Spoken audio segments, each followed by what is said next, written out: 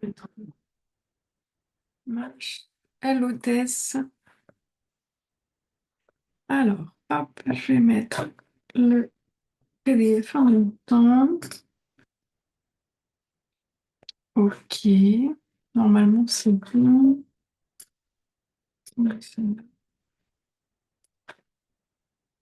Tac.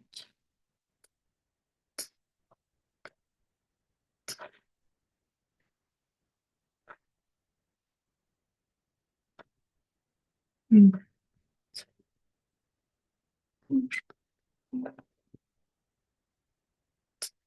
C'est pas comme ça.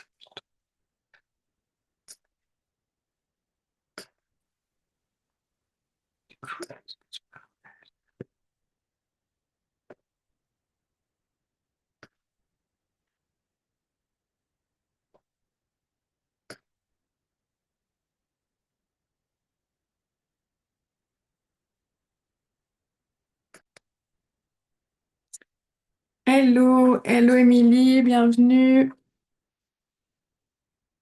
Hello Tess. Dites-moi les filles si vous m'entendez bien, si vous me voyez bien, Power on. si vous voyez bien aussi mon document. Hop, je vais le mettre là. Super. Je te vois toi le document. Génial. Bon, on va attendre les autres participantes. On ne va pas commencer tout de suite. On va attendre que tout le monde arrive tranquillement. Merci d'être au rendez-vous ce matin. C'est chouette.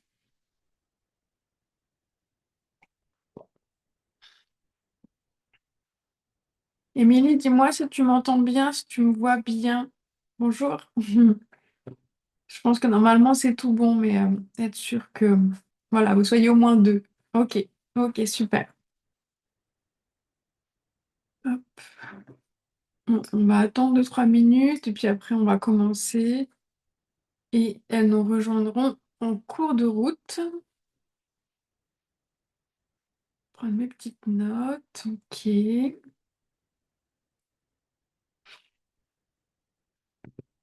Vérifier que tout le monde se connecte bien.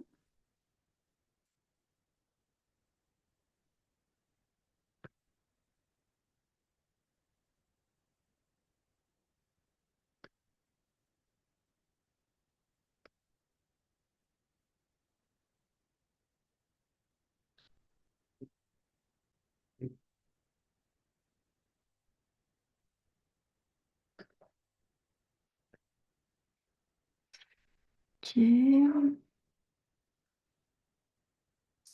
Hello Aude, bienvenue. Hello. Bienvenue dans le live. On a encore quelques minutes que tout le monde arrive tranquillement. Puis après, on commencera le sujet du jour.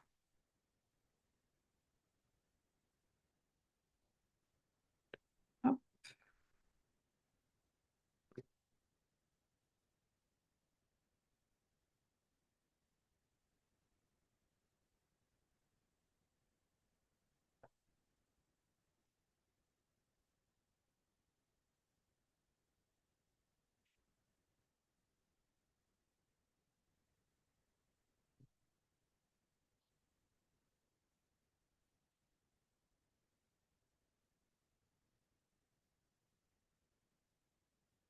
Bon, comment vous allez ce matin? Est-ce que vous êtes en forme? Est-ce que vous avez hâte des fêtes de Noël? Est-ce que vous êtes fatigué? Est-ce que vous êtes à fond?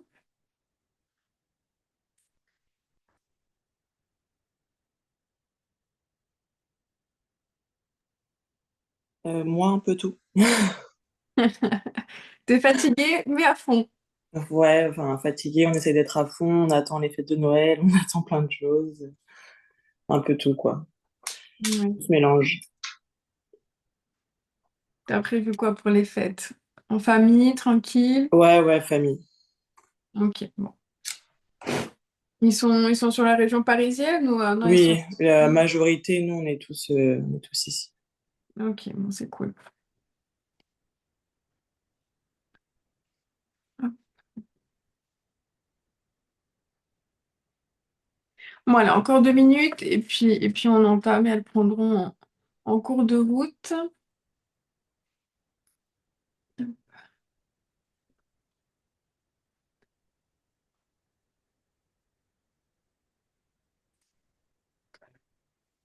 Tout le monde a pu se connecter.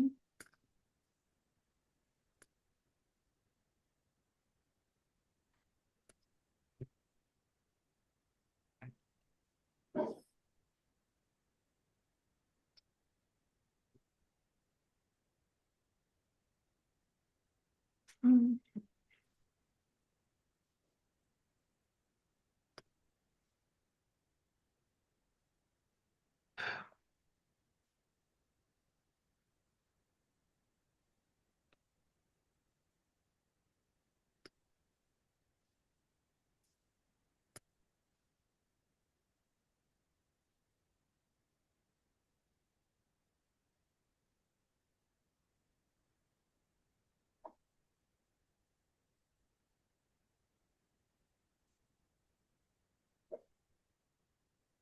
Bon, on va commencer et puis les autres regardons en replay. Bon, bah, bienvenue les filles qui sont là. Du coup, aujourd'hui, la masterclass, c'était rebondir en période de creux parce que j'ai reçu pas mal de messages là en fin d'année suite à mes stories, etc. sur voilà, les difficultés, novembre, décembre, d'avoir des clients. euh, Qu'elles ont mis plein de choses en place, que ce soit dans le lancement d'activité ou dans la prospection client bah, à la rentrée, que ça n'a pas encore forcément porté ses fruits, ou que elles ont leur activité depuis un moment et puis là ça s'essouffle un petit peu. Et du coup c'était un petit peu difficile. Donc je me suis dit que voilà, j'allais essayer de vous remotiver, de faire un peu un point sur qu'est-ce qui se passe pendant cette période un peu complexe en période voilà, creux de la vague et comment du coup en sortir. Voilà, l'idée c'est de retrouver un peu de sérénité même dans ces périodes-là, de confiance en soi et en son activité et aussi bah, comment du coup aller chercher voilà, les clients.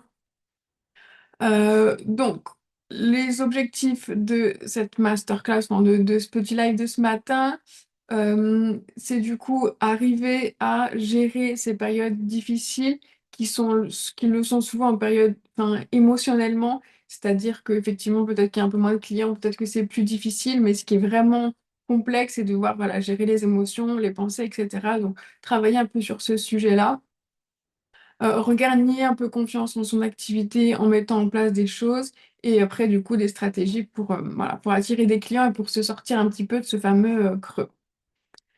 Donc avant de commencer, je vais me présenter un petit peu. Bon, je pense que la plupart me connaissent bien, mais je vais faire un petit point. Du coup, je suis architecte d'intérieur depuis 6 ans, diplômée d'un BTS et d'un master. J'ai créé une première agence sur Lyon en 2020 et du coup, j'ai tout recommencé en 2023 à Madrid quand je me suis expatriée. Aujourd'hui, j'accompagne plutôt bah, les investisseurs dans l'agencement et la rénovation de leurs biens, soit pour revendre, mais souvent pour louer et louer un peu mieux, un peu premium. J'ai aussi créé une activité de coach business il y a 2 ans, voilà, pour accompagner les décoratrices comme vous, les architectes d'intérieur qui lancent leur activité parce que voilà, j'avais constaté qu'effectivement, en sortant de formation déco, que ce soit en ligne ou en présentiel, ben, on n'a pas forcément les outils et les cartes en main pour se lancer dans l'entrepreneuriat. Être architecte d'intérieur, décoratrice, c'est un sujet. Créer son entreprise et la gérer et être entrepreneur, c'en est un autre et on ne sait pas forcément comment on le fait. Donc voilà, créer des formations, des accompagnements pour vous guider sur ces sujets-là. Du coup, j'ai accompagné plus de 150 entrepreneuses à ce jour et plus d'une centaine d'heures de coaching. Et au-delà d'être effectivement coach business ou architecte d'intérieur, je me considère entrepreneuse, donc ça va au-delà de vraiment un métier, parce que j'ai aussi créé une activité de gestion locative sur Madrid avec plusieurs appartements à gérer. Donc voilà, l'idée c'est de créer des projets, le développer, voir comment je peux attirer des clients, faire évoluer mon entreprise. Et effectivement, ce qui m'anime, c'est bah, mettre en place une structure, des stratégies pour la développer et aussi bah, vous le transmettre ensuite. Alors, avant de commencer les différents sujets de la masterclass, j'ai une petite question d'introspection avant de commencer. Voilà, prenez quelques minutes pour écrire ce que vous ressentez aujourd'hui par rapport à votre activité. Voilà, toutes les choses un peu qui vous passent par la tête. Est-ce que effectivement vous êtes fatigué? Est-ce que vous êtes pressé? Est-ce que vous êtes stressé? Ou peut-être des choses qui sont positives, ça se passe bien. Voilà, on n'est peut-être pas toutes dans une période de stress ou de vague, de creux de la vague. Voilà, donc prenez juste quelques minutes pour soit l'imaginer, soit écrire un peu vos ressentis. Voilà, en ce moment, j'ai plein de projets, mais du coup, j'ai du mal à gérer, ou j'ai pas du tout de clients et du coup, ça m'angoisse beaucoup. Et pourquoi? Voilà, faire un petit point, un petit état des lieux de comment ça se passe de votre côté. Donc, je vous laisse, voilà, 2 minutes. Et quand vous avez fait ce petit texte, où vous avez réfléchi un peu à tout ça, peut-être tirer 3 mots-clés qui définiraient au mieux voilà, la situation, donc stressé ou gratitude ou angoissé. Voilà, les 3 mots qui expliqueraient au mieux la situation actuelle.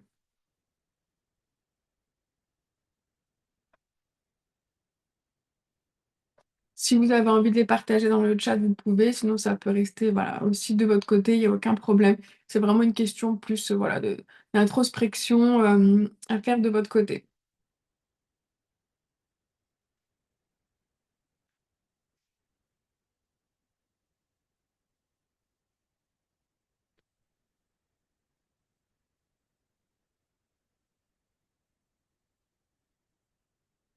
Voilà, du coup, quand vous avez fait ça, le gardez-le dans un coin, ça pourra servir aussi pour la suite de la masterclass. Donc je vous disais effectivement au début que ce qui était souvent le plus difficile dans cette situation-là, c'était de gérer ses émotions. Euh, et l'idée, c'est d'essayer de faire un peu la paix avec ce que vous ressentez et de pas trop prendre d'importance sur ces émotions-là, les comprendre pour mieux les adopter et pour pouvoir mieux les gérer ensuite, faire un petit peu à la paix avec ces émotions-là pour que ça nous frustre plus autant et que ça soit plus aussi difficile. Donc, la première chose à faire, c'est comprendre ces émotions, on va dire la peur, euh, la frustration, l'incertitude, faut se dire que voilà, ce sont des signaux, que c'est pas des ennemis qui sont là pour nous bloquer dans notre activité, mais qui sont plutôt là comme des indicateurs qui vont venir guider un peu nos comportements, à la base pour nous protéger aussi, mais qui peuvent nous aider à résoudre des problèmes. C'est complètement normal aussi de ressentir ces émotions-là. Ça arrive souvent, et même moi, et même tous les entrepreneurs, d'avoir peur d'être frustré, d'être pas trop confiant et des fois se poser des questions et quand on est au creux de la vague de voilà beaucoup mouliner. Et justement, Tess, je reprends le message que tu as mis dans le chat. Pas très confiante, c'est le début. Je manque un peu de confiance par rapport à mes offres, qui me paraissent pourtant justes en termes de tarifs.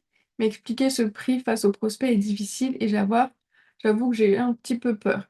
Ok, bon, on reparlera si tu veux, Tess, de tes prix et de tes offres, parce qu'on les a fait ensemble, pour que tu te sentes un petit peu plus légitime et que tu aies les outils et les bons arguments pour pouvoir voilà, le justifier. Si effectivement c'est un tarif à 1500, 2000 euros, comment tu fais pour expliquer ce prix-là, le temps que tu passes, l'accompagnement que tu fais, la personnalité, la créativité. On refera un point sur ça si tu veux. Voilà, mais les clients, effectivement, le tarif, c'est un sujet, mais si tu montres la valeur de ton travail et la valeur apportée et la qualité, voilà, normalement, ils comprennent un petit peu mieux comment ça fonctionne. Aude, stressée, impatiente, frustrée. Bon, c'est pas des émotions hyper positives, tout ça, les filles. C'est pas fou. Bon, on va voir pour essayer de transformer ces émotions-là et ces peurs-là en quelque chose d'un petit peu plus positif.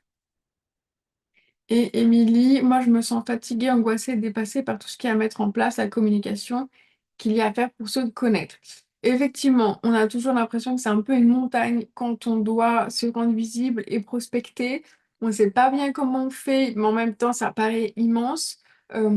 L'idée, de toute façon, c'est un peu les sujets de la fin de la masterclass, mais essayer de découper un peu tout ça en petits pas. Voilà, comment je dois communiquer, si je dois faire la création de contenu, comment je m'organise pour essayer de dégrossir un petit peu le truc et que ça soit plus aussi impressionnant. Évidemment, il y a beaucoup de choses à faire, mais tu peux voilà, t'organiser pour que tu l'impression que ça soit moins énorme et surtout avoir une bonne stratégie.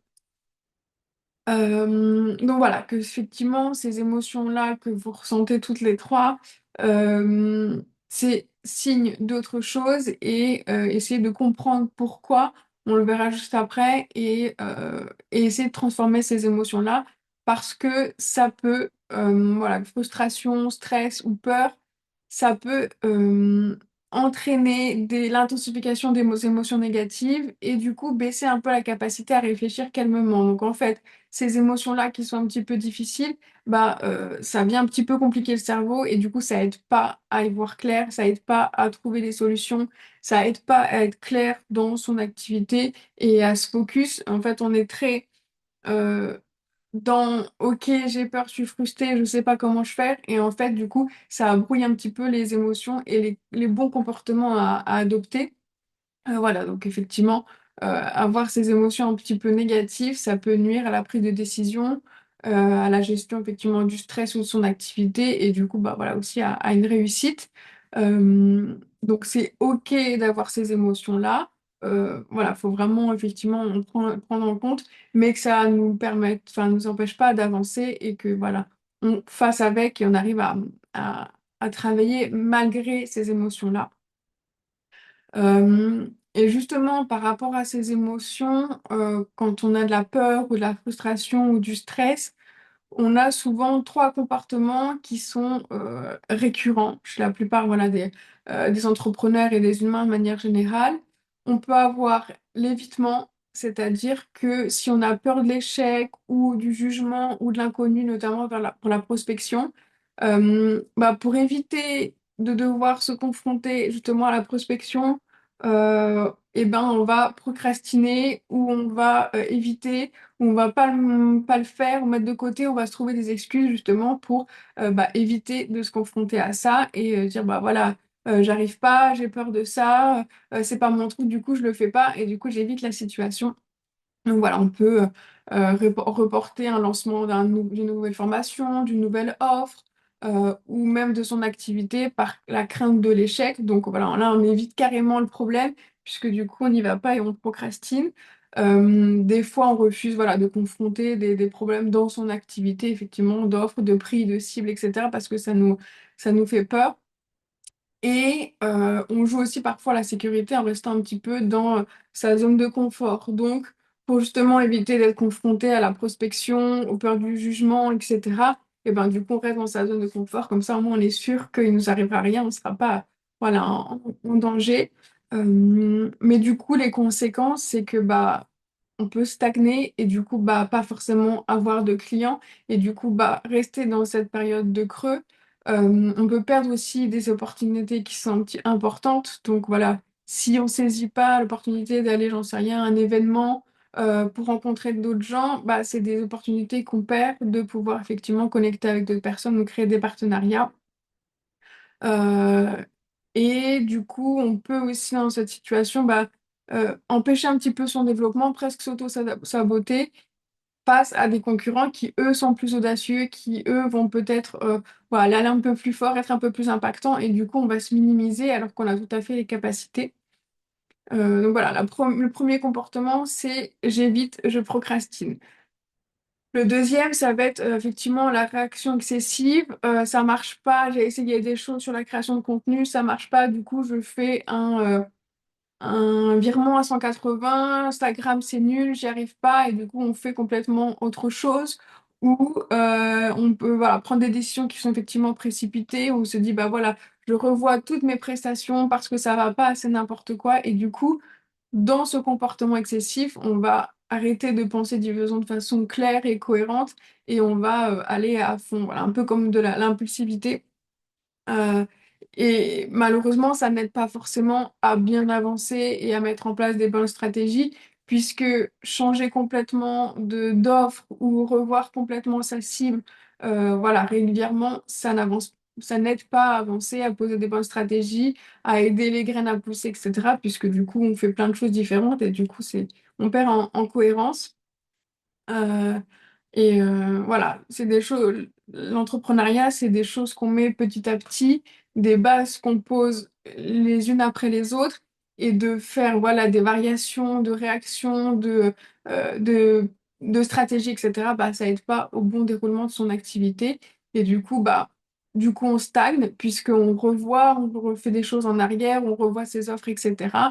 Et pareil, on peut voilà, perdre des opportunités, et en fait, on utilise beaucoup d'énergie, de temps, éventuellement d'argent, et du coup, c'est pas forcément efficace. Donc voilà, quand on est frustré ou qu'on est stressé, on essaie de prendre un petit peu de recul et de pas faire des réactions voilà, à chaud qui viennent bouleverser toute son activité. Et troisième émotion face à la peur, effectivement, et à l'incertitude, ça va être la paralysie. Donc ça revient un petit peu à l'évitement, mais là c'est vraiment que du coup on est bloqué et on passe plus à l'action. On a peur de du coup de trop réfléchir excessivement et du coup voilà, on est bloqué et on n'arrive plus à avancer. Euh, et du coup, on va se dire, bon, bah voilà, je suis pas encore prête. Du coup, je vais faire une formation de plus parce que j'ai besoin de me sentir encore un petit peu plus légitime. On va trouver voilà, d'autres choses et on va être bloqué et on va plus réussir bah, à voilà, lancer son activité ou voilà, j'arrive pas effectivement à me sentir légitime avec mes prix et du coup, je suis bloquée et du coup, ça m'empêche d'aller vendre, ça m'empêche d'aller prospecter, ça m'empêche de me faire connaître parce que j'ai trop peur et du coup ça me paralyse et du coup ça me laisse sur place et me fait stagner. Euh, voilà, et pareil, du coup on va perdre du temps dans la création de son activité et ça va laisser plus de place finalement à la concurrence qui eux bah, peut-être n'ont pas trop réfléchi ou sont un petit peu moins paralysés parce que eux continuent d'avancer. Est-ce que déjà sur tout ce que je raconte, voilà, est-ce que ça fait sens? Est-ce que ça vous parle? Est-ce que voilà, ces émotions d'évitement, de réaction excessive ou de paralysie, est-ce que voilà, c'est des émotions que vous avez déjà ressenties, des comportements que vous avez déjà eus? Ou est-ce que c'est un petit peu abstrait? Ok, thèse complètement. Donc après, voilà, c'est complètement normal et ça m'est arrivé beaucoup de fois aussi d'être paralysée. De me dire, bah, voilà, faut que je change tout dans mon activité, faut que je revoie complètement mes prix. Bon, ça a rarement servi dans le développement de mon entreprise, mais voilà, ça arrive à tout le monde. Je me rends compte que je procrastine et je me dis que tout doit être parfait. Oui, Tess, hein, je pense qu'il faut maintenant te lancer. Si tu veux, on refera un point sur les prix et les offres, etc. Mais à un moment, il faut y aller. Il faut se confronter aussi à la réalité. De toute façon, il y aura des ajustements à faire. C'est avec Aude, on en discute souvent, mais à chaque fois qu'on a un nouveau client, un nouveau projet, bah là, il y a une nouvelle situation qui sort et du coup, bah, on fait un devis un peu personnalisé. On enlève des trucs, on rajoute. Et en fait, ça sert à rien d'attendre que vos prix et que vos offres soient faites au millimètre près, parce que quand vous allez voir des clients, et ben en fait, ça va être ajusté, ça va être modifié. Donc, il n'y a rien de plus efficace que d'être confronté à la réalité en fait du marché et des projets. Donc, n'attendez pas d'avoir la prestation parfaite avec le prix à l'euro près, parce que de toute façon, ça n'arrivera pas et que c'est ça aussi, nos prestations de services et d'accompagnement c'est difficile de toute façon d'y mettre un prix très juste puisque ça dépend de plein de facteurs différents. Donc, je pense que voilà, Tess, tu es prête. Maintenant, ce qu'il faut faire, c'est voilà, se lancer, euh, prospecter et voir ce qui se passe par la suite. Et du coup, bah, Émilie, pareil, effectivement, se lancer, mettre en place des choses, commencer un petit peu à communiquer, à te faire connaître. Si c'est par un manque d'outils, bon bah il faut se renseigner et apprendre voilà comment faire et de bonnes stratégies. Si c'est plus une excuse pour pas y aller, là faut trouver pourquoi et essayer de d'ajuster un petit peu le comportement. Donc, quand on a voilà, identifié effectivement ses émotions, ses comportements, etc., l'idée maintenant, c'est d'apaiser un petit peu son mental, essayer de diminuer un petit peu voilà, ses émotions pour pouvoir bah, passer à l'étape suivante, qui sera le passage à l'action. Donc, première chose, ça va être du coup, je me suis un petit peu... voilà. prendre conscience du coup de l'émotion, identifier clairement. Donc là, dans vos messages, vous m'avez dit, bah voilà, la frustration, la peur, etc. Donc, identifier ce que l'émotion que vous avez, la peur, la frustration, l'incertitude. Alors, Hello Clotilde, ah pardon, pas de souci. Attends, je vais juste du coup couper ton micro. je suis désolée. Il n'y a pas de souci. Et du coup, essayer de comprendre aussi pourquoi on ressent ça. Donc, Aude, tu me disais effectivement frustré, je sais plus ce que c'était, stressé, impatiente. Voilà. Est-ce que tu sais pourquoi, quelle est la situation qui fait ça? Effectivement, tu es débordé par les projets ou tu as fait plein de devis qui n'ont pas été signés et du coup, voilà ce que tu en penses. Voilà. Essayer de comprendre ce qu'il y a derrière ça. Par exemple, moi, j'en sais rien, je suis stressée. Pourquoi? Parce qu'effectivement, il y a trop de clients, la fin d'année, elle arrive, parce que si, parce que ça. Et voilà, essayer de mettre des explications derrière ça et pas juste que j'ai peur et que ça reste voilà, en flottement. Donc, prendre conscience de l'émotion, ensuite accepter sans juger. Donc, c'est complètement OK d'avoir peur, d'être frustré, d'être impatiente, etc. On ne se flagelle pas parce qu'on a peur, parce qu'on procrastine. Là, on fait un constat, mais c'est pas du tout dans le jugement et il n'y a pas du tout voilà, de problème. Euh, voilà, les émotions, elles sont pas mauvaises, elles sont soit des indicateurs, soit justement des petites choses à travailler. C'est peut-être le moment justement de le comprendre et de travailler dessus. Et ce sont pas voilà, des échecs. Donc on accepte et on vit l'émotion. Euh, et souvent parce qu'aussi les émotions, elles sont alimentées par des pensées un peu irrationnelles ou exagérées. Donc des fois on a peur, on procrastine, etc. Mais parce que c'est notre mental, il nous fait croire qu'en fait ça va être horrible de participer à un événement ou de prospecter. Et en fait cette émotion, elle n'est pas forcément complètement justifiée. Donc justement, questionner un peu ces pensées-là. Quand vous avez peur, vous êtes frustré ou peur voilà, de participer à un événement ou d'aller déposer des cartes de visite. Se demander bah, déjà quelle est la probabilité que le pire scénario se produise, quel peut être le pire scénario. Bon, bah voilà, je dois déposer une carte de visite dans une agence immobilière, ça me fait peur.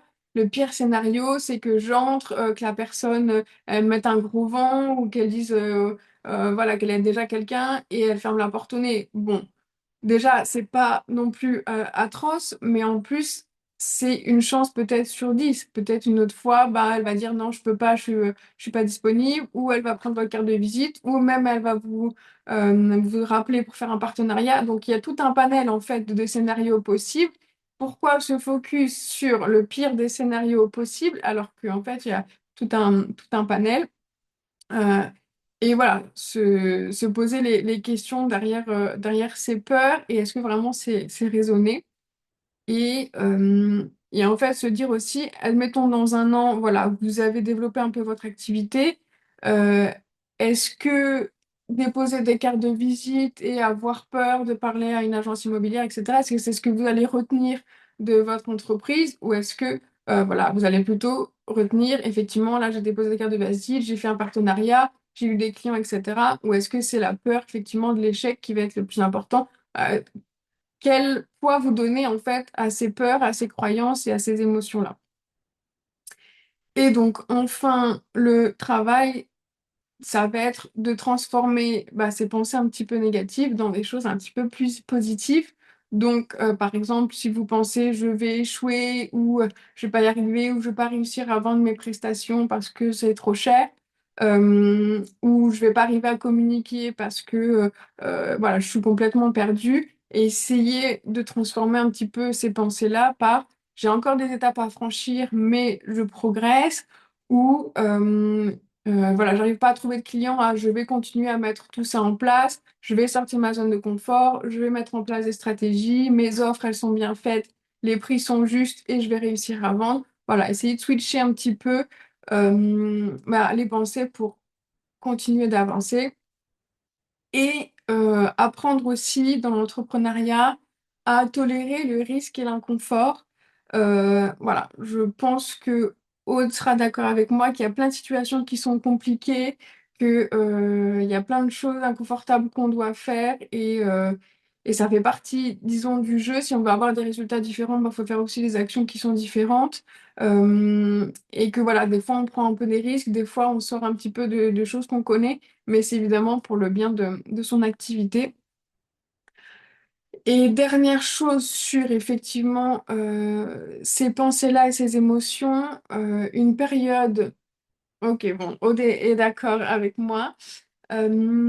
Une période de creux, ça passe toujours. Dans l'entrepreneuriat, on a des périodes où ça va bien, les clients ils arrivent tout seuls, par Instagram, par site internet, c'est top, même on a oublié comment ça se fait que ça arrive. Et puis le mois d'après ou le trimestre d'après, bah là il y a un petit peu moins de demande. On a beau faire plein d'actions et bah là ça marche un petit peu moins. Mais vraiment c'est des périodes qui, c'est pour ça qu'on appelle ça aussi les hauts et les bas de l'entrepreneuriat. C'est qu'il y a des moments où ça fonctionne très bien, d'autres un petit peu moins. Et ça va faire partie du chemin. Donc l'idéal, ce serait que ça soit trop bien tout le temps et ça serait merveilleux, je vous le souhaite. Mais que voilà, il y a des moments où c'est plus difficile, on a des émotions plus ou moins bien et que voilà, tout va passer. Donc si là vous êtes dans effectivement le creux de la vague et que c'est un peu compliqué, dites-vous que vous allez en sortir et que ça va aller mieux et que vous allez trouver des solutions et que vous allez passer à une période un peu plus sympa. Euh, et il y a une citation d'une coach business que j'aime bien qui est: «Je suis le ciel, pas la météo». Donc, on imagine que nous, on a un beau ciel bleu éclatant et que des fois, il y a des nuages qui passent, des fois, il y a de la grêle, des fois, il y a la neige, etc. Mais c'est que des choses qui sont momentanées et nous, on reste ce ciel bleu éclatant, qu'on a confiance, qu'on est assuré avec nos offres, avec nos prix. On est serein, on sait qu'on va finir par trouver des clients ou en retrouver, faire des projets, etc. Et c'est pas parce qu'il y a un nuage ou un peu de pluie qu'il faut tout remettre en question et que voilà, le ciel va se redécouvrir pour laisser place effectivement à ce ciel bleu. Pour terminer, du coup, ce petit chapitre sur les émotions, le petit exercice là rapide, ça va être d'essayer de visualiser mentalement une version un petit peu plus sympa de la situation dans laquelle vous êtes. Voilà, donc si, imaginez que, bah, voilà, par exemple, vous êtes moins stressé, ça y est, vous arrivez à trouver des clients, ou vous êtes plus assuré avec vos prix et vos prestations. Qu'est-ce que ça donnerait mentalement? Une version de vous où voilà, vous êtes un peu plus sereine, vous mettez en place des choses dans votre communication et dans votre prospection, vous êtes un petit peu confiante avec vos prix, etc. À quoi ça ressemblerait? Qu'est-ce que ça donnerait? Et voilà, essayez de visualiser cette belle image un peu plus positive de votre situation.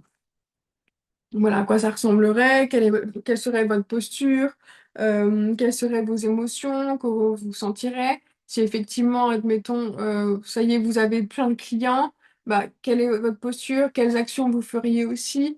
Si vous sentez un petit peu, s'il y a plus de clients, vous vous sentez peut-être plus confiante, du coup, vous arrivez encore mieux à prospecter. Du coup, c'est un cercle voilà, vertueux.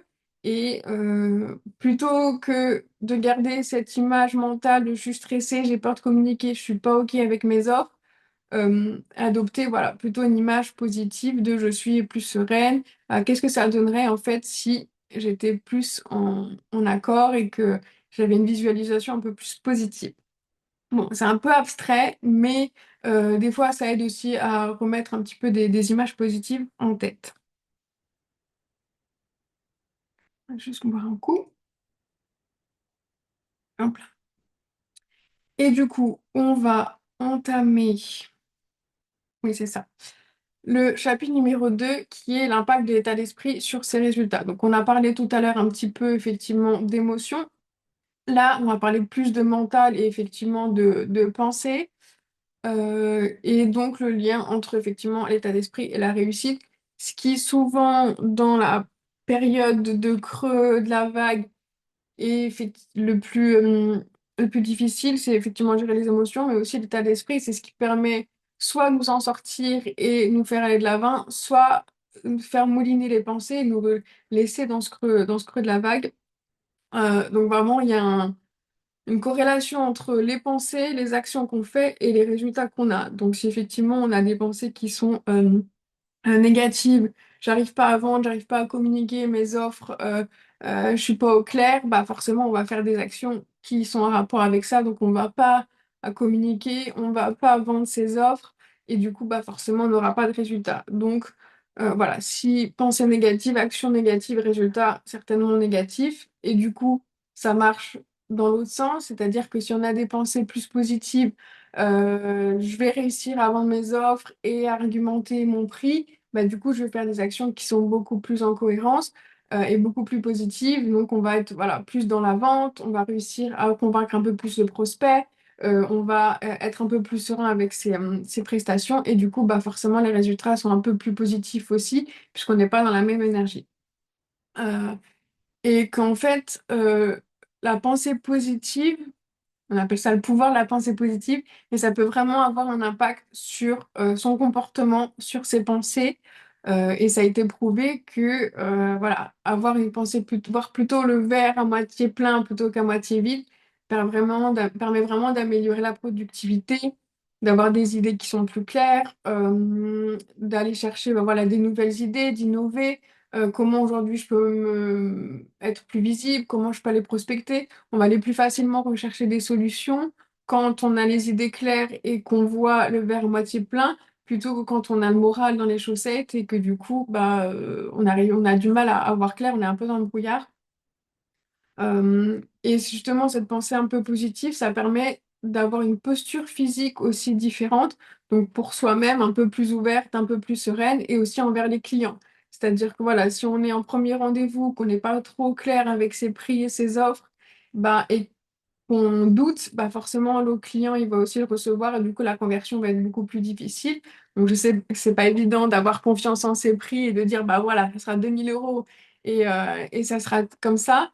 Mais effectivement, d'être un peu plus confiante et d'avoir une pensée plus positive, ça sera beaucoup plus efficace pour convertir et aller à la signature.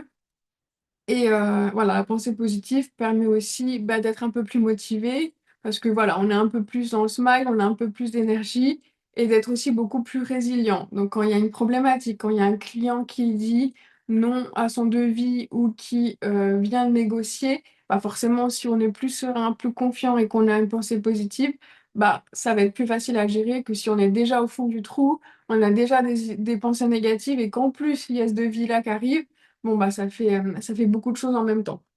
Donc, essayer un maximum de garder des pensées positives, de faire en sorte de cultiver un bon mood malgré les difficultés. Et, euh, et effectivement, cet état d'esprit euh, va vraiment jouer sur ce cercle vicieux du creux de la vague. Si je vais pas bien, qu'en plus j'ai une mauvaise nouvelle sur mon devis et que j'ai des émotions négatives, bah voilà, ça s'enroule et qu'on reste dans le creux de la vague. Alors que si on a des pensées positives, qu'on est plus résilient, bah on a plus de chances de s'en sortir. Vraiment lien entre mindset et réussite, ou en tout cas résultat. Évidemment, il y a un lien aussi avec les croyances limitantes. Voilà. Donc, on l'a vu un petit peu tout à l'heure, mais effectivement, si on pense qu'on n'est pas assez doué, qu'on ne va pas réussir à vendre, qu'on n'a pas assez de clients, ça peut effectivement freiner les opportunités euh, et qu'en fait, on est un peu dans une mauvaise énergie et du coup, forcément, si je pense déjà que je ne vais pas avoir de clients, que je ne vais pas réussir à communiquer, que je ne vais pas réussir à vendre, si vous déjà vous êtes convaincu de ça, bah forcément vous n'arrivez pas à mettre des actions en place et vous ne pouvez pas réussir à vendre. Voilà, et comme tout à l'heure, l'idée c'est un peu de switcher, dire bah, je trouve pas de clients ou j'ai pas de devis, mais plutôt je vais attirer les bons clients parce que j'ai une stratégie claire et que je suis persévérante ou voilà, j'ai du mal à vendre mes prestations parce que je suis pas en accord avec mes prix, mais plutôt je vais travailler l'argumentaire pour pouvoir vendre plus facilement lors du premier rendez-vous et être plus confiante avec mes offres et voilà, essayer de switcher un peu le mental et forcément c'est modifier un petit peu ses croyances limitantes et croire vous-même que vous pouvez vendre ou que vous pouvez aller chercher des clients. Voilà, ça, c'est la base aussi d'état d'esprit. Et du coup, c'est aussi un sujet d'énergie. Donc, on parlait de posture, de mental, mais aussi d'énergie. Essayer d'être dans un mood un peu d'abondance. Donc, c'est un peu théorique ou symbolique cette notion-là d'abondance. Mais si effectivement on se dit, bon, bah, je suis sereine, je vais y arriver, je vais réussir à développer mon activité, je vais continuer à prospecter. De toute façon, mon objectif, c'est de développer mon entreprise. bah, on est dans une posture qui est différente et on va faire des actions qui sont différentes. Et du coup, bah, le processus va se faire plus facilement et on va aller chercher plus facilement les opportunités. On va attirer plus facilement à soi les partenariats. Plutôt que dans un état d'esprit de manque, de je vais pas y arriver, c'est difficile, et d'être voilà, dans une énergie plutôt je vais y aller, je vais continuer, je suis positive, et d'être déjà en fait presque dans cet état d'esprit de je suis cette reine et je vais vivre de mon activité. Donc c'est beaucoup de notions théoriques, mais petit à petit travailler ces états d'esprit-là, ces notions-là, ça peut vraiment aider à switcher son mindset et à aider vraiment dans son entreprise. Euh, voilà, donc continuer à être ouvert, généreux et optimiste, même dans le creux de la vague, même avec les autres personnes, même quand on prospecte. On continue de mettre cette énergie positive-là, même si c'est un petit peu difficile dans les émotions. Euh, on croit que on a le droit au succès et que le succès des autres n'empêche pas le sien non plus. C'est vrai qu'on a tendance un petit peu à se comparer, à voir que les autres, ils ont un nouveau projet, ils ont mis un post Instagram, ils ont plein de clients, etc. C'est bien, mais ça n'empêche pas que nous aussi, on peut développer notre activité et essayer de pas trop se comparer non plus. Et voilà, agir avec un peu plus de confiance et d'optimisme pour la suite, même si là, ça paraît très difficile pour vous. Il y aura une période un petit peu plus sympa qui vous attend. Continuez de mettre en place les actions, à réfléchir sur votre activité, sur ce que vous voulez, etc. Et voilà, ça arrivera. Euh, et c'est vrai que cette attitude-là positive, ça a vraiment un lien direct sur le comportement, sur les relations que vous avez avec les autres, les partenariats, les artisans ou votre potentiel cible, et sur les opportunités que vous pouvez avoir voilà, dans l'entrepreneuriat. Si vous êtes un peu plus voilà, dans une énergie d'abondance, bah, vous allez plus facilement chercher des opportunités, vous allez prospecter plus facilement, vous allez plus facilement participer à un événement, et du coup aller chercher plus les opportunités et les clients. Euh, voilà, et du coup, trouver voilà, plus de solutions innovantes, plus d'opportunités, plus d'actions positives. Est-ce que vous êtes euh, d'accord avec ça? Est-ce que vous êtes OK que, effectivement, votre état d'esprit, des fois, peut vous auto-saboter un peu, vous limiter, et que peut-être en faisant ce switch-là, vous pouvez bah, voir les choses un petit peu plus de manière positive? Est-ce que peut-être vous avez voilà, des croyances sur votre activité, effectivement, que vous ne pouvez pas vendre, que vous ne pouvez pas communiquer? Je vous laisse voilà, y réfléchir un petit peu, partager sur le chat si vous voulez.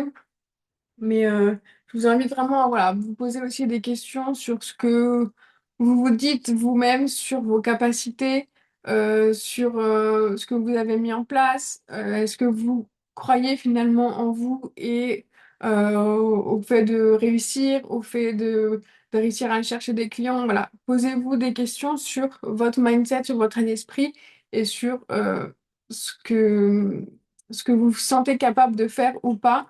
Ça peut vraiment avoir un impact sur la suite. Je vais continuer du coup avec le dernier chapitre, comme ça je ne vous prends pas trop de temps ce matin.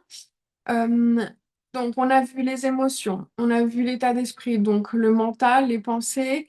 Maintenant l'idée c'est l'importance de se mettre en action. Donc on a vu voilà, émotion, mental, maintenant qu'on a pris en compte tout ça et qu'on a retravaillé un petit peu, on a fait switcher le mental. Maintenant, l'idée, c'est de se mettre en action. Euh, que, effectivement, l'action, elle est essentielle pour sortir de ce creux de la vague. Donc, même si c'est difficile, même si on a envie de tout arrêter, pas rester bloqué, pas procrastiner comme on l'a vu au tout début. Et parce que rester dans l'inaction, ça alimente vraiment les peurs, la stagnation, et on reste dans ce creux de la vague. Alors que voilà, si on fait un premier petit pas, même s'il est difficile, puis un deuxième, puis un troisième, et ben ça va créer du mouvement, de la confiance, et ça va nous permettre de sortir voilà, de cette période qui est compliquée. Euh, hop, je vais. Tac, tac, tac, voilà. Donc, l'idée, là, ça va être du coup de se fixer des objectifs dès maintenant sur quels sont bah, voilà, vos objectifs, on va dire, pour jusqu'à la fin de l'année.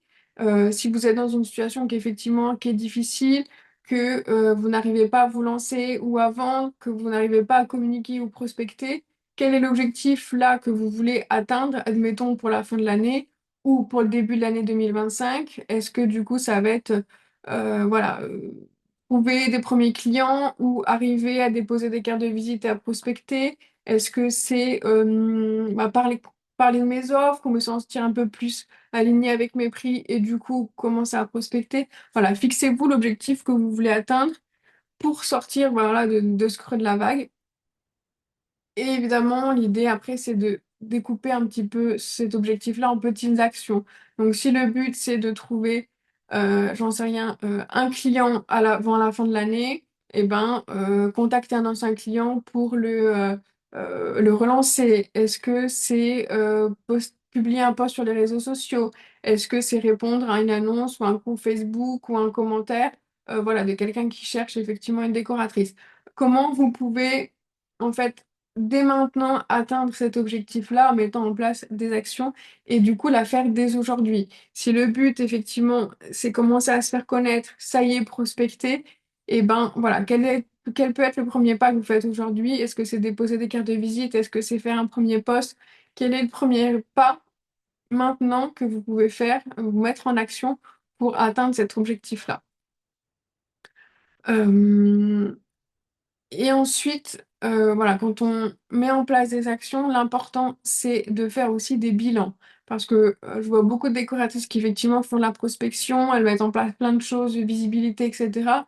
Mais sans se poser la question de est-ce que c'est efficace? Est-ce que cette stratégie-là, elle est bonne? Euh, et en fait, il faut organiser déjà ces actions, notamment pour la prospection, mais aussi mesurer ses efforts. Donc, si par exemple, ma stratégie, c'est de développer mon compte Instagram, d'avoir plus d'abonnés, de visibilité. Et ben, ça, il faut l'évaluer. Il faut faire un bilan. C'est-à-dire que, voilà, je fais 3 posts par semaine. Combien il y a de vues, combien il y a de vues en story, combien il y a d'abonnés par semaine et voir l'évolution et voir ce qui fonctionne pas. Parce que mettre en place des stratégies sans regarder les résultats et les ajuster, bah, c'est beaucoup moins efficace. Et pareil pour la prospection. Voilà, j'ai déposé 50 cartes de visite et j'ai appelé 10 agences immobilières. Combien m'ont répondu, combien m'ont rappelé, qu'est-ce que ça a donné, etc. Et pareil en rendez-vous prospect, c'est ce que je faisais aussi au début de mon activité. Au début, sur, j'en sais rien, 10 rendez-vous que je faisais, il y avait peut-être un devis de signé. Et du coup, j'ai analysé comment je pouvais augmenter ce taux de conversion et comment je pouvais améliorer mon premier rendez-vous pour que ça soit plus efficace. Et au fur et à mesure, bah, ça a augmenté sur 10. Après, je suis passée à 3, à 5, à 8. Et après, c'était beaucoup plus efficace et parce que j'avais amélioré ma technique. Mais si j'avais pas fait ce bilan-là, si j'avais pas évalué les résultats, eh ben, j'aurais jamais pu voilà, m'améliorer. Donc, le dernier chapitre de cette masterclass, ça va être des exercices pratiques autour de la recherche de clients, parce que c'est souvent, voilà, le sujet principal quand on est dans le creux de la vague, c'est bah, pas de clients ou du mal à voilà, prospecter, etc. Donc, première chose, identifier voilà, ses forces. Donc, pour aller prospecter, il faut refaire un peu un point sur son activité. Donc, quelle est ma cible? Quel est son budget? Quelles sont ses problématiques, ses besoins? Si vous n'avez pas encore travaillé la cible, faites-le parce que c'est un sujet très important avant même d'aller prospecter, parce qu'on ne va pas prospecter de la même manière d'une cible à l'autre. Donc, c'est important de l'avoir en tête pour être efficace derrière. Donc, budget, problématique, besoin. Refaire un point sur les offres si vous n'êtes pas complètement au clair non plus. Et être sûr que ce soit des offres qui correspondent à votre cible. Voilà, ça ne sert à rien de proposer à un investisseur une prestation qui va durer 6 mois avec plein de rendez-vous, alors que l'investisseur, il n'a pas le temps. Il faut être sûr que ça correspond bien à son besoin, à sa demande, etc. Donc, cible et offre, que ça soit bien clair. Évidemment, les prix qui vont avec pour être aussi plus confiante. Euh, et avoir bien en tête aussi ce qui vous différencie ou ce qui fait partie de votre univers. Donc, quand vous êtes en contact avec un prospect ou un partenaire, voilà, quels sont vos atouts? Est-ce que vous avez un style qui est propre à vous? Est-ce que vous avez un accompagnement qui est différent? Est-ce que vous travaillez avec, j'en sais rien, Procreate ou vous faites du mobilier sur mesure? Qu'est-ce qui vous différencie, vous, bah, d'une autre concurrente? comment vous pouvez le mettre en avant, pourquoi le client devrait vous choisir vous. Ça fait partie aussi de la conversion qu'il faut avoir en tête avant même de commencer à prospecter. Parce que si on vous pose la question ou si vous devez convaincre, vous devez déjà l'avoir en tête. Et donc, ça fait partie aussi avec le personal branding, donc qui je suis, qu'est-ce que je propose, quel est mon univers, qui je suis par rapport à une autre décoratrice et pourquoi effectivement le prospect devrait me choisir moi. Donc ça aussi, je vous invite à réfléchir. Donc soit un pitch business, soit juste une petite phrase accroche ou au moins une explication de qui je suis, qu'est-ce que je fais, comment je vous accompagne et quelle est ma différence. Ça, je pense qu'avant même d'aller prospecter, il faut avoir en tête cible, offre et on va dire personnalité ou univers de son entreprise. Est-ce que déjà vous avez ces trois choses-là au clair avant même d'avoir commencé à prospecter? Dites-moi dans le chat là si vous êtes au clair déjà avec tout ça.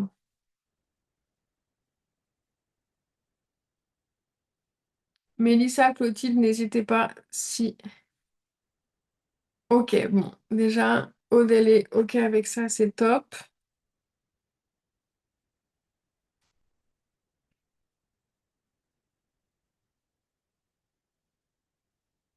Les autres, dites-moi si vous êtes au clair ou si c'est des choses que vous avez encore besoin de travailler avant de passer à la suite. Si vous avez encore des doutes, n'hésitez pas à m'envoyer un petit message après la masterclass, on peut aussi en discuter. Ok, Mélissa, t'as déjà tout ça, c'est top. Bon, c'est que vous êtes prête déjà pour la suite, pour la visibilité et la prospection. C'est déjà pas mal. Donc voilà, quand on a fait un point sur ces forces-là, ma cible et mes offres sont bien construites. Mon identité, savoir mon petit plus par rapport aux autres, c'est plus compliqué. Ok, je suis ok, mais je n'ai pas encore assez affiné. Ouais, Émilie, peut-être faire un petit point là-dessus avant de commencer la prospection. Et puis Tess, il me semble qu'on avait fait cet exercice-là, donc revois peut-être les trucs qu'on avait fait en coaching, savoir qu'est-ce qui effectivement te différencie un peu des autres. Je continue. Donc, vous avez identifié ces forces-là. L'exercice ensuite, ça va être de mettre en place effectivement des stratégies d'attraction client. Donc, contacter d'anciens clients ou prospects évidemment pour les relancer. Publier par exemple un projet avant-après sur votre compte Instagram qui est en rapport évidemment avec la problématique de vos clients. Voilà, un avant-après sur des toilettes alors que c'est un investisseur, bah, c'est pas forcément pertinent. On va trouver un avant-après qui est le plus en cohérence possible avec une problématique de votre cible. Euh, Peut-être faire un sondage en story pour inviter, j'en sais rien, les gens à partager leurs besoins. Voilà, essayez d'interagir avec votre cible. Évidemment, pour la stratégie d'attraction client, Émilie, tu disais que tu savais pas trop où aller. Très important le référencement de site internet, même si ça met du temps. Ce que tu mets en place maintenant, bah, peut-être que ça marchera dans 3 mois, 6 mois, mais tu recevras des messages sur ton site internet intéressés par tes offres. Donc, c'est important de le travailler dès maintenant et chaque mois. Euh, Évidemment, les réseaux sociaux, que ça soit une vitrine au moins. Après, en fonction de votre cible, soit vous faites de la prospection active, soit vous vous arrêtez là. Créer des partenariats, ça c'est hyper important et c'est très efficace dans vos activités. Je l'ai fait souvent avec des architectes, avec des boutiques que j'ai rencontrées, avec des fournisseurs et ça peut vraiment vous apporter des clients. Donc n'hésitez pas à aller voir les commerces qui sont autour de chez vous, à aller voir effectivement des boutiques, des fournisseurs, même de la peinture, même voilà, du carrelage parce que on, en étant en contact avec eux, vous pouvez soit être recommandé, soit carrément créer un partenariat proposer leurs produits dans vos projets, etc. Et ça peut vraiment amener à quelque chose. Servez-vous en fait des acteurs de votre secteur pour qu'ils vous amènent aussi des clients et qui vous rendent un petit peu plus visible. Euh, des événements locaux ou groupes d'entrepreneurs, ça c'est pas forcément évident, mais ça peut être très efficace. Ça permet d'augmenter votre visibilité. Donc des personnes que vous n'aurez pas forcément croisées ni sur les réseaux ni dans la rue, et ben vous pouvez aller les voir lors de ces événements-là. Donc c'est peut-être pas eux qui vont faire appel à vous, ils vont peut-être parler de vous, peut-être qu'ils vont vous recommander, etc. Donc ça va augmenter voilà, votre cercle de visibilité. Donc les événements locaux, les groupes d'entrepreneurs, Si évidemment c'est autour de la déco, de la rénovation de l'immobilier, c'est aussi très pertinent puisque vous pouvez créer des partenariats à ce moment-là. Pourquoi pas des événements qui sont en rapport avec votre cible? Voilà, j'en sais rien si vous accompagnez les familles à créer un intérieur qui leur correspond. Bon voilà, est-ce qu'il y a des événements? J'en sais rien autour de la famille. Est-ce que vous pouvez faire des ateliers? Voir comment physiquement, lors d'événements, vous pouvez être en contact avec votre cible. Euh, Parler de vos offres à votre entourage, si vous ne l'avez pas déjà fait, que ce soit entourage proche ou entourage un peu plus lointain, donc la boulangère, la voisine, les gens que vous croisez au quotidien, parler de votre activité à fond. On pense peut-être que c'est bête de parler de son activité tous les jours, mais c'est ce qui va faire que on vous retienne aussi. Normalement, il faudrait parler au moins une fois par jour voilà, à quelqu'un de son activité pour faire grossir en fait sa visibilité. Et donc, comme j'en parlais tout à l'heure, boutique et fournisseurs du secteur. J'ai fait un post récemment sur justement 10 actions à faire pour aller chercher des clients. Donc, reprenez-la. C'est pas juste une liste comme ça exhaustive, c'est des actions qu'il faut mettre en place, essayer toutes les options et aller chercher voilà, des clients. Euh, pour conclure sur cette masterclass, donc on a vu les émotions, on a vu le mental, l'importance de se mettre en action, donc allez, fixer des objectifs, les découper en petites actions pour pouvoir enclencher le premier pas, la première marche pour sortir de ce creux un peu difficile. Si on est focus sur la prospection client, bon revoir cible, offre et sa différenciation. Et ensuite, voilà, utiliser les stratégies d'attraction client, digitale, physique, réseau, etc. pour se faire connaître. Donc on a vu quand même que la gestion des émotions et l'état d'esprit, quand ils sont voilà, bien gérés et plutôt positifs, permettent d'avoir des actions qui sont plus réfléchies, plus concrètes et du coup, voilà, d'avoir des résultats. Donc il y a vraiment une corrélation entre émotion, état d'esprit, action et résultat. Euh, et je pense que, notamment dans ce creux de la vague, c'est important de maintenir un équilibre entre introspection, comment je me sens, comment je vais, un mindset positif et le passage à l'action. C'est vraiment un équilibre des trois. Comprendre les émotions, réfléchir un petit peu comment je vais, etc. Les croyances limitantes, comment je fais pour être un peu plus résiliente et un peu mieux gérer la situation. Et enfin, passer à l'action pour sortir de ce truc-là, même si on a peur, même si on est un petit peu perdu, comment je fais pour faire ce premier pas-là? Et que voilà, c'est que un moment temporaire, qu'il y a quelque chose d'un petit peu plus ensoleillé qui vous attend et, euh, et voilà, que cette situation-là est peut-être le moment de réfléchir un petit peu, d'ajuster des choses. Peut-être que c'est effectivement votre cible qui n'est pas au clair, peut-être que votre prospection n'est pas encore bien ficelée, peut-être qu'effectivement vous n'avez pas encore tous les arguments de vente qu'il faut. Et vous pouvez ajuster et utiliser en fait cette situation comme une opportunité de grandir et d'innover. Et je vous engage voilà, à faire ces petits exercices de réflexion et de vous mettre en action après la masterclass. Objectif, action, qu'est-ce que je peux faire pour aller prospecter ou pour sortir un petit peu voilà, de cette zone-là. Euh, et que voilà, les énergies et les actions qu'on met en place sont des conséquences de notre état d'esprit, de notre énergie, de nos postures et nos croyances limitantes. Donc c'est important aussi de travailler un peu voilà, l'état d'esprit.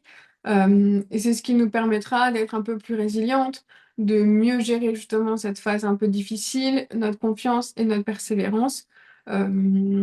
Et ça part beaucoup de l'état d'esprit, ce qui peut nous propulser une illimitée. Est-ce que du coup, je suis dans la stagnation? Est-ce que je bloque? Est-ce que je procrastine? Ou est-ce que, allez, je me booste et je sors de cette situation et j'utilise justement mon mental pour m'emmener un petit peu plus loin. Euh, et c'est justement le sujet du programme qui vient de sortir qui s'appelle Mindset. Donc c'est sur plusieurs semaines et on va justement travailler un petit peu ce switch-là du mental. Et c'est sur 6 semaines parce que c'est des petites actions qu'on fait. On ne change pas voilà, nos habitudes et notre état d'esprit et nos perspectives. Voilà, en 2 jours, c'est forcément quelque chose qui se fait avec du temps Et pour changer de prisme, et ben voilà, c'est des exercices d'introspection. On vient déconstruire, on vient travailler, et ensuite on va faire des exercices qui sont un petit peu plus concrets. Et du coup, l'idée, là, ça va être de clarifier un petit peu votre vision, retrouver confiance et justement adopter un mindset un peu plus efficace, un peu plus positif pour arrêter que ça vous bloque, mais que ça vous permette justement de continuer d'avancer, d'aller chercher les opportunités et d'aller un petit peu plus loin. Et donc, c'est sur 6 semaines. Donc, chaque semaine, c'est un sujet, une vidéo explicative, des exercices un peu d'introspection, mais un peu aussi de passage à l'action, puisque l'idée, c'est pas juste que ça reste de la théorie, mais que ça s'ancre bien en faisant des actions. Et puis après, voilà, il y a des ressources, des bonus, des vidéos, un podcast, etc. Voilà, plein de ressources différentes autour de ce sujet-là de la semaine. Donc là, je vous ai mis les différents modules. Donc, on va travailler les peurs et les croyances. On va parler de leadership, comment être la chef d'entreprise de son activité, pour prendre un petit peu de recul, les échecs et voilà les difficultés qu'on a dans son entreprise. On va parler un peu confiance en soi, donc comment assumer les prix, comment avoir une posture voilà, face aux clients aussi, comment je me sens avec moi-même pour pouvoir le renvoyer aussi aux autres et travailler ce fameux pouvoir de la pensée. Donc, quel est l'impact que ça a sur mon activité et comment je peux le développer. Donc, le prix du programme est à 87 euros, mais vous avez le Black Friday qui commence demain, où il y a une réduction sur justement même ce nouveau programme qui revient en fait au prix de lancement, qui est à 57 euros. On a une réduction aussi sur le programme magnétique, qui est le programme pour avoir des stratégies pour attirer des clients, donc visibilité, prospection, un peu de mindset aussi. Et c'est vraiment sur comment être visible, comment j'attire les clients et comment je les convertis. Donc il y a une partie vente aussi. Et pour ce Black Friday, il y a un pack exceptionnel de le programme magnétique, donc attirer des clients, le programme mindset, donc comment mon état d'esprit, je peux le faire switcher pour atteindre mes objectifs. Et du coup, les deux programmes sont à 100 euros. Donc c'est 87 euros normalement un programme. Donc là, vous avez les deux pour 100 euros. Voilà, pour avoir un mindset de fer et pour aller chercher des clients.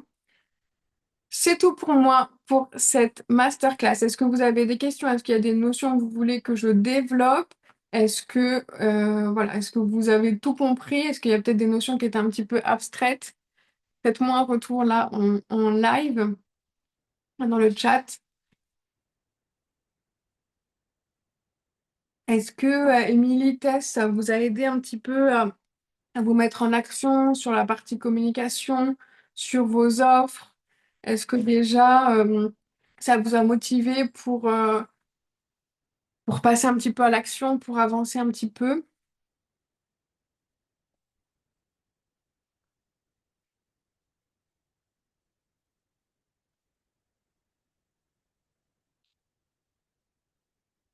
Pas de question, le tout c'est se lancer et de ne plus me trouver d'excuses. Oui. Bon, déjà c'est bien que tu en prennes conscience. Je pense que tes offres elles sont bien faites, on a vu ensemble les prix. Maintenant, vous trouvez peut-être les bons arguments pour justifier ce prix-là. Et après, effectivement, il faut se lancer, commencer à prospecter, à être visible. Et voilà, si jamais tu as un prospect, si tu as un client qui te demande un devis, etc., tu reviens vers moi et on trouve une manière de faire, une stratégie, etc. Voilà, le plus important, c'est d'aller chercher des clients et après, tu verras comment on fait. Je dois vous laisser. Merci alors. Merci à toi, Émilie. N'hésite pas, si tu as des questions, si tu veux qu'on échange sur certains sujets aussi par message. Tout est clair. Pas votre résultat, c'est ça, c'est ça qui me frustre pour le moment. Ok. Continue, Aude, à mettre des choses en place et je suis persuadée que ça viendra par fonctionner. Il y a des périodes où on fait rien, ça arrive tout seul. Il y a des périodes où on travaille à fond et il se passe rien. Mais voilà, faut pas abandonner, faut pas relâcher les efforts, faut continuer. Peut-être essayer d'imaginer d'autres opportunités, d'autres façons d'innover, d'aller chercher des clients, etc. Mais en tout cas, voilà, pas baisser les bras. Mais je sais que ça peut être frustrant quand on fait plein de choses et que ça n'aboutit pas. Qu'à garder voilà, un bon état d'esprit et continuer à être motivé.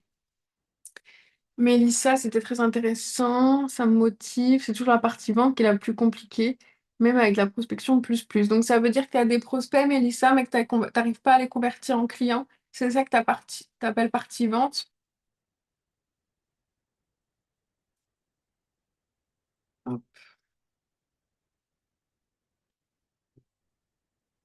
En tout cas, merci à toutes d'avoir été présentes. J'espère que ça vous a motivé, que ça vous a plu. Euh, Ce programme est en replay, enfin cette masterclass est en replay, je vais mettre le lien sur le groupe Facebook, donc n'hésitez pas si vous voulez le revoir, n'hésitez pas si vous posez des questions sur certains sujets. Merci à toi, Aude, d'être fidèle à mon contenu, ça me fait plaisir.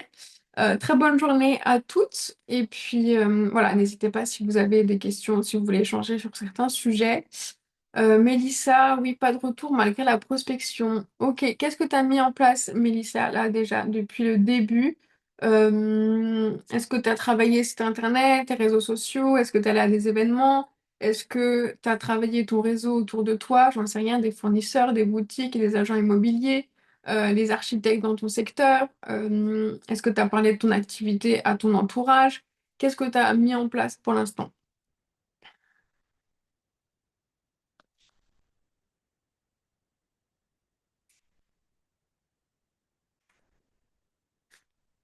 Les autres, n'hésitez pas, hein, si vous voulez y aller. Vous pouvez rester pour voir sa réponse, il n'y a pas de problème. Mais voilà, je ne vous retiens pas plus. J'attends la réponse de Mélissa, savoir ce qu'elle a mis en place.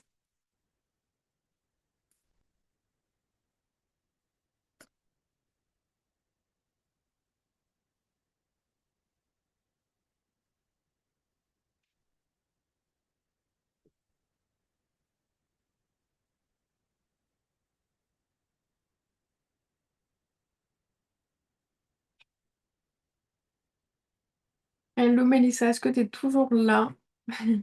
Ah, ok. Instagram, site internet, appel à agent immobilier, rendez-vous fournisseur, porte à porte.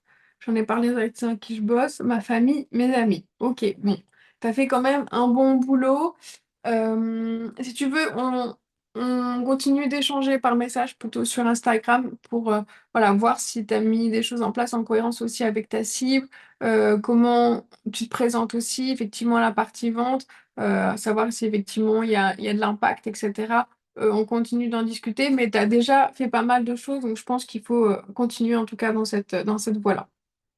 Bah, merci les filles, je vous souhaite une très bonne journée et puis à bientôt. Ciao, bonne journée Tess, bonne journée Aude, salut les filles.